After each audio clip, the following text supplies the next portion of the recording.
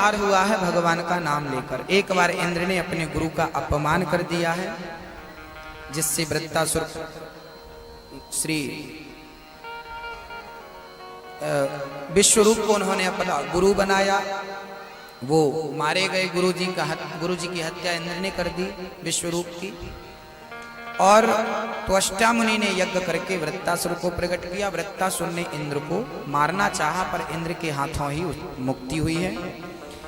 बार बार भगवान आते हैं और अपने भक्तों की रक्षा करते हैं। यदा देवेषु वेदेषु गौसु विप्रेषु साधुषु धर्मे मयि च विद्वेषः सवहायो विनश्यति।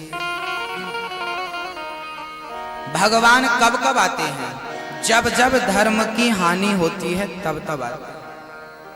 परित्राणाय साधूनां विनाशाय च दुष्कृतां धर्म संस्थापनार्थाय संभवामि युगे युगे। एक बार हिरण्यकश्यपु के पुत्र के रूप में एक भक्त का जन्म हुआ। हिरण्यकश्यपु के पुत्र का नाम था प्रहलाद। प्रहलाद के अन्य भाई भी थे, सबसे छोटे का नाम था प्रहलाद। प्रहलाद बचपन से ही भगवान की कथाएं सुनते, कीर्तन करते। वो कीर्तन बहुत करते थे, कीर्तन में बहुत भरोसा था, नाम में बहुत भरोसा था। कीर्तन करते, खूब प्रेम से कीर्तन करते। एक दिन हिरण्यकश्यपु ने देख लिया, क्यों रे प्रहलाद, ये किसका नाम ले रहा है? पिताजी, ये नारायण नारायण बोल रहा हूं मैं, भगवान नारायण का नाम ले रहा हूं। अरे दुष्ट, वो तो हमारा शत्रु है, उसका नाम क्यों लेता है? पिताजी, वो किसी के शत्रु नहीं है, वो हम सबके पिता हैं। मूर्ख, उपदेश करता है। गुरु जी संडामर्ग लेकर प्रहलाद को चले गए। महाराज, मैं इन्हें सिखाऊंगा। प्रहलाद को लेकर गए, प्रहलाद को सारी विद्याएं सिखाई, पर प्रहलाद को कुछ भी अच्छा नहीं लगा भक्ति के अतिरिक्त। वो वहां भी गुरुकुल में ही भगवान का नाम जपते रहते। एक दिन पढ़ करके जब प्रहलाद जी आए तो पिता ने गोद में बिठा करके बड़ा स्नेह किया। बेटा, इतने दिन में तुमने क्या सीखा है, जरा हमें बतलाओ। तब उस पुत्र ने कहा, प्रहलाद ने, पिताजी हमने 9 बातें बढ़िया बढ़िया सीखी हैं। 9 बातें? क्या क्या सीखा तूने? बोले, भगवान की कथा सुननी चाहिए, ये सीखा हमने। कथा को प्रेम से सुनना चाहिए, ये सीखा हमने। गुरु की, माँ बाप की सेवा करनी चाहिए, ये सीखा हमने। कथा सुनानी चाहिए, कीर्तन करना चाहिए, ये सीखा हमने। भगवान का नाम लेना चाहिए विश्वास के साथ, ये सीखा हमने। सज्जन धर्म का पालन करना चाहिए, ये सीखा हमने। सब में ईश्वर का दर्शन करना चाहिए, ये सीखा हमने। और सब में ईश्वर का दर्शन करना चाहिए, संतोष रखना चाहिए, भगवान के चरणों में समर्पण कर देना चाहिए, ये सीखा है हमने। हिरण्यकश्यपु क्रोध में उठा करके प्रहलाद को पटकता है। मूर्ख, ये क्या सिखा रहा है? उल्टा सीधा बोलता जा रहा है। अरे भगवान का नाम नहीं, मेरा नाम जप। हिरण्यकश्यपु, हिरण्यकश्यपु, जपा कर तेरा कल्याण होगा। ये विष्णु क्या कल्याण करेगा तेरा? ये मेरा शत्रु है। प्रहलाद जी ने कहा, पिताजी वो भगवान है, उनके आप और हम बच्चे हैं, वो हमारे शत्रु कैसे हो सकते हैं? उठाकर पटक दिया और फिर से भेज दिया गुरुकुल पढ़ने के लिए। वहां गए प्रहलाद जी। एक दिन गुरु जी बाजार गए थे, सारे विद्यार्थी बैठे थे। विद्यार्थियों ने पूछा, प्रहलाद तू तो बहुत छोटा है, पर तेरे अंदर ये भजन करने के संस्कार कहाँ से आए? प्रहलाद जी ने कहा, जब मैं माँ के पेट में था ना, तब नारद जी मुझे लेकर गए और नारद जी ने मुझे खूब कथाएं सुनाई। तो जो कथाएं सुनाई मेरी माँ तो भूल गई, लेकिन मुझे सब कुछ याद है। बच्चों को संस्कार जन्म देने के बाद तो मिलेंगे ही, पर बच्चों को संस्कार माँ के गर्भ में ही मिल जाते हैं कुछ। इसका उदाहरण है अभिमन्यु। अभिमन्यु ने चक्रव्यूह में जाना तो माँ के पेट में ही सीख लिया था। हाँ मैया जी, ओ मैया ध्यान दो मेरी माँ, पेट में ही सीख लिया था अभिमन्यु ने। हाँ, पेट में ही सीख लिया। कुछ चीजें ना माँ बाप, माँ जो खाती है ना वो बच्चे के अंदर चला जाता है। माँ जैसा खाती पीती है, माँ का खाया पिया यदि बच्चे के अंदर जा सकता है तो माँ के व्यवहार, माँ के संस्कार भी तो बच्चे के अंदर पेट में पहुंचते हैं। इसलिए गर्भवती नारी को हम तो कहते हैं बच्चों को संस्कार देने की बिल्कुल जरूरत नहीं है। यदि माँ बाप संस्कारी होंगे तो बच्चों तक अपने आप पहुंच जाएंगे। क्या पहुंचाना, अपने आप पहुंच जाएंगे। माँ बाप को संस्कारी होना जरूरी है। बच्चों को संस्कार माँ बाप से ही मिलते हैं। माँ को यदि संस्कार है तो बच्चे संस्कारवान रहेगा। नहीं है माँ बाप तो कितना भी प्रयास करो, संस्कार माँ बाप से पहुंचते हैं। माँ बाप का खून, माँ बाप का डीएनए बच्चे में पहुंचता है, पहुंचता है। माँ बाप का रक्त बच्चे में पहुंचता है तो क्या माँ बाप के संस्कार नहीं पहुंचेंगे? मेरी माँ खून में ही सब कुछ होता है, रक्त में। बच्चे के अंदर माँ का, पिता का रक्त होता है, पिता का रक्त। कहते हैं बच्चे के अंदर जो हड्डियां होती हैं, जो ब्लड होता है, रक्त होता है, वो पिता से मिलता है। जो चमड़ी होती है, जो मांस होता है, जो धातुएं होती हैं, वो मां से मिलती हैं। कुछ पिता से मिलता है, कुछ मां से मिलती है। इसलिए दोनों को संस्कारी होना चाहिए। प्रहलाद हिरण्यकश्यपु तो बड़ा दुष्ट था, बड़ा पापी था, फिर उसके घर प्रहलाद जैसा भक्त कैसे हो गया इसकी चर्चा है। एक बार हिरण्यकश्यपु तपस्या करने गया, वहां पर बैठा ही तपस्या करने को एक तोता आया, नारायण नारायण कहने लगा। हिरण्यकश्यपु को लगा कि मेरे दुश्मन का नाम लिए जा रहा है, आज ठीक नहीं है, जाऊं। घर आ गया, पत्नी का नाम था कयाधु। पत्नी ने पूछा, स्वामी जी आज जल्दी आ गए क्या, भगवान मिल गए?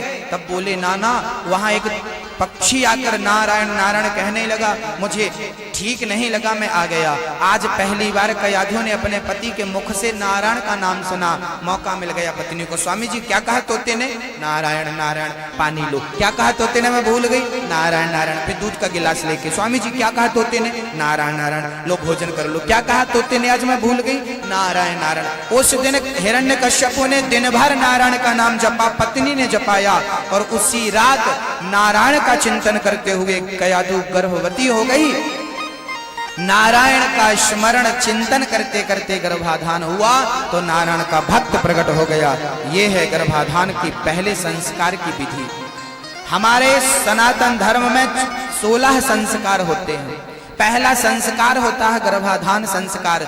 यदि माँ बाप के हृदय में राम है तो राम भक्त ही पैदा होगा, और काम है तो कामी पुरुष या कामी स्त्री पैदा होगी। आजकल के बच्चे बचपन से ही वासना की ओर बहुत जल्दी चले जाते हैं। स्कूलों में भी बच्चे सुरक्षित नहीं हैं। मेरी माँ, आपको ये ना लगे कि मेरा बेटा अच्छा स्कूल में पढ़ता है। आजकल आपका बेटा बहुत महंगे और बहुत अच्छे स्कूल में भी सुरक्षित नहीं है, वहां भी उसके संस्कारों का हनन हो सकता है। एक माँ, एक बच्चे की चर्चा में आपसे कहूं, एक मैया मेरे पास आ गई, महाराज जी मेरा बेटा भी 14 साल का है, स्कूल में पढ़ता है। उसका स्कूल में एक दोस्त है, उसके पास एक मोबाइल है, उस मोबाइल में उसने गंदे गंदे चित्र डाल रखे हैं और वो मेरे बेटे को दिखाता है। अब बताइए, क्या इन गंदगियों से बच्चों का दिमाग गंदा नहीं हो जाएगा? आज ना 15-15 साल के बच्चे, 12-14 साल के बच्चे, कई बार आपने सुना है एक 15 साल के बच्चे ने बलात्कार कर दिया। क्यों होता है ऐसा? ये घटनाएं क्यों होती हैं? क्योंकि ये गंदी गंदी चीजें वो अपने मोबाइल पर देखते हैं। जब देखते हैं ना, शरीर उत्तेजित होता है, और शरीर जब उत्तेजित होता है तो वो जो हरकत देख रहे हैं वही करने की कोशिश करते हैं। बस यही है हमारी संस्कृति। पहले हम चरित्रवान हुआ करते थे, हमारा भारत जो था ना, चरित्रवानों में एक हुआ करता था। यहाँ की नारी मर जाती थी लेकिन स्वप्न में दूसरे पुरुष का चिंतन नहीं करती थी। यहाँ का पुरुष मर जाता था, सपने में भी दूसरी नारी का चिंतन नहीं करता था। जमाने की हर औरत उसे माँ के रूप में दिखाई पड़ती थी, हर पुरुष उसे पिता के रूप में, भाई के रूप में दिखाई पड़ता था। ये वो भारत है जो आज आधुनिक तरक्की तो कर रहा है, आधुनिक तरक्की तो है, लेकिन वो संस्कार जो थे, जो चरित्र था, उस चरित्र में हम माइनस होते जा रहे हैं, घटते जा रहे हैं। ये एक चिंता का सब्जेक्ट है। इसलिए मैं आपसे निवेदन करता हूं कि बच्चों को ऑलरेडी घर में संस्कार दीजिए। स्कूल में क्या होता है बच्चों के संग, जरूरी नहीं है कि मास्टर जी मैडम जी ही उनको गलत संस्कार दें, ऐसा नहीं है। वो तो अच्छी संस्कार देंगे, लेकिन जो उनकी संगत है स्कूल में, पता नहीं वो कैसी है। इस पर आपको सावधान रहना चाहिए। मोबाइल आदि बच्चों को स्कूल में नहीं देना चाहिए। हम तो कहते हैं बेटा जब तक कमाने के लायक ना हो तब तक मोबाइल नहीं देना चाहिए। यदि आज नेट का जमाना है, कोई बात नहीं, अपने घर में कंप्यूटर लेके आओ और अपने सामने अपने बच्चे को कंप्यूटर चलाने का आदेश दो। बेटा तुमको नेट संबंधी कोई काम करना है, आप ये कंप्यूटर है, इससे पे काम करो। इंटरनेट यदि मोबाइल पर अकेले बच्चे चलाएंगे, उसका उपयोग कम, दुरुपयोग अधिक करेंगे। वैसे इस सब्जेक्ट पर सरकारों को भी चिंता करनी चाहिए। गंदी चीजें हमारे भारत से हटनी चाहिए, हर मोबाइल से हटनी चाहिए, क्योंकि यही सबसे बड़ा कारण है। दिन भर व्यक्ति चित्र देखता है, गंदे टीवी में गंदी चीज देख रहा है, टीवियों में गंदी गंदी पिक्चर आ रही है, गंदे गंदे दृश्य आ रहे हैं। उनका प्रभाव क्या पड़ता होगा बच्चों पर? पहले ये सारी चीजें नहीं थी तो बलात्कार जैसी घटनाएं भी नहीं थी। ये चीजें बढ़ी तो ये घटनाएं भी बढ़ गई। किसको दोष दें हम? 14 साल का बच्चा कितनी बुद्धि रखता होगा आप बताइए, लेकिन वो 14 साल का बच्चा जब बलात्कार करता है किसी के संग, तो बताइए कितना घिनौना है। और वो क्या अपनी मर्जी से कर रहा है? वो उत्तेजित है, गंदी गंदी चीजें देखकर। इसलिए मैं आप सबको सावधान कर रहा हूं, बच्चों को लेकर बहुत सजग रहिए, सतर्क रहिए। बच्चे बहुत नाजुक होते हैं। बच्चे कच्चा पौधा होता है, जैसे मोड़ दो वैसे मुड़ जाएंगे। अच्छे संस्कार दे देंगे तो बहुत अच्छे बन जाएंगे। और 10 साल से लेकर के 23 साल तक बहुत ध्यान देने की जरूरत है, क्योंकि यही समय है बच्चों के संवरने का और बच्चों के बिगड़ने का। यहाँ लापरवाही माँ बाप ने करी तो हाथ से निकल गए। और मैं आपसे निवेदन करता हूँ, जितनी मम्मियाँ बैठी हैं, जितने पापा बैठे हैं, सबसे हाथ जोड़ के निवेदन कर रहा हूँ, बच्चों को कम से कम इतने संस्कार तो दे देना कि बुढ़ापे में वो आपको 1 गिलास पानी और 2 रोटी दे सके। इतने संस्कार आप देना। यदि बुढ़ापे में आपका बेटा आपको पानी नहीं दे रहा है और 2 रोटी नहीं दे रहा है, तो कहीं ना कहीं जिम्मेदार आप भी हैं। बच्चों को इतनी नसीहत देना, इतने संस्कार दे देना कि वो आपके बुढ़ापे में आपकी उंगली पकड़ सके, छोड़ ना दें। इतने संस्कार देना। बाकी सत्संग में लाइए, संस्कार देने की जिम्मेदारी हर गुरु की है।